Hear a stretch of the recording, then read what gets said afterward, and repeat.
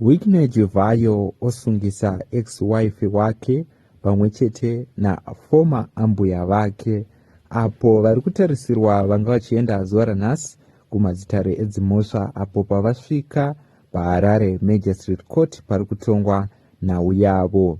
Kusangana kwataita pano paHarare Networks patinobata nhau dzakasiyana-siyana dzinenge dzichiitika munharaunda nemunyika yedu yeZimbabwe.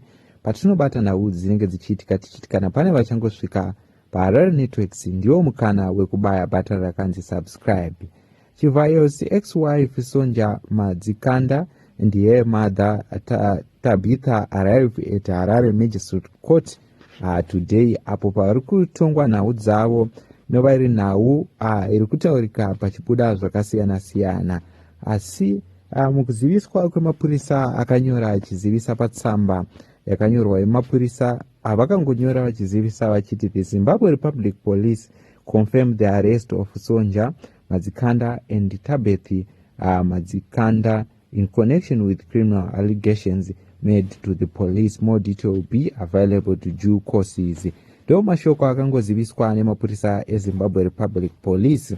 Asi nhau mukutaurika kwayo iri kunzi yakanangana nechiitiko chekuti pamari iye yakaendeswa kukoti yaChivhayo achiti ada kuona vana vake pamwechete nemari ichange ichibatsiridza vana vake ye1.4 million iri kunzi yakaiswa mutrust account inova iri mari yainzi ndeye vana vaChivhayo. So ambuya vari kunzi mari iyoyo vaida kuishandisawo vachivaka musha ane mabhizinesi zvakaita kuti Wicknell asungise vambuya. And also nenhau yekuti vari kunzi vakabudisa mufananidzo yaisafanirwa kubudiswa inosanganisira yaChivhayo akagara ana mutungamiri wenyika yeSouth Africa apo paimobudawo mashoko mutungamiri weSouth Africa achiti haazive yaChivhayo. So nhau zhinji dzichange dzichiziviswa pamusoro pechiitiko ichi chapetwa kumadzitare edzimhosva.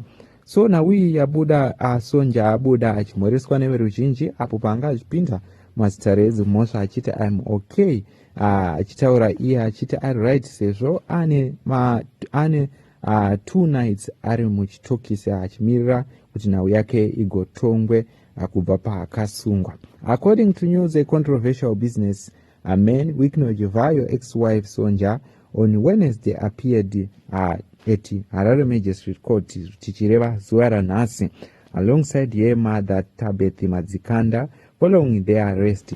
Sonja spent 2 nights in police custody after her arrest on Monday on allegations of denying yaChivhayo's access to their 2 children.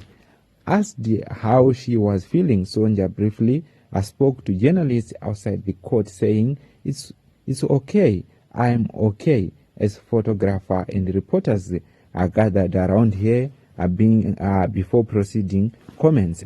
Her mother was arrested Tuesday on allegations of kubuditsa mafoto kwakaita in the attempt to siphon $1.4 million from a trusted account reportedly established for yaChivhayo's children. According to reports, investigators alleged efforts were made to alter signatories linked to the account without authorization. The matter has attracted widespread public attention due to the long-running and highly publicized fallout between yaChivhayo and Sonja following the collapse of their marriage. Ticharamba tichikupai nhau dzizhinji maererano nechiitiko ichi chiri kubudiswa chaSonja pamwechete yaChivhayo. Vamwe veruzhinjiwo vataurawo vachikomenda pamusoro pechiitiko ichi, vamwe vachiti vari kuti aifanirwa kudya mari akanyarara imbomiswa. This is a battle between 2 individuals. Vese vanoti handinzwari. The only problem will come when the money falls to act as a defense. We all know the Chimombe saga, Wicknell, and persuasively predicted all judges before sentencing Chimombe and accomplices claimed they knew stuff they wouldn't prove and allowed to present the difference. Vamwewo vakakomenda vachitaura vachiti don't play with the ZANU-PF. Look at vakamoanetsana nebato reZANU-PF. Vamwe vakati pana ambuya apa dai ambomira awachisana hake newaibvisana naye. So nhau iyi yoita kuti veruzhinji votauro vachiti pana ambuya azonyanya.